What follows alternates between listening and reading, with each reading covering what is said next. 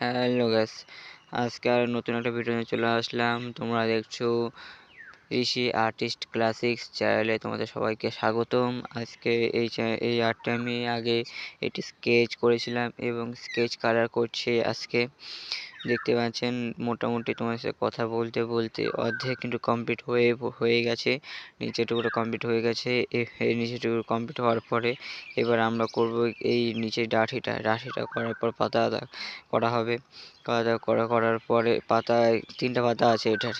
পাতা আলাদা করা তোমাদেরকে লাগতেই পারে যে কেমন এটা টপটা, কিন্তু ফুলটা কিন্তু এরকমই, ঠিক আছে।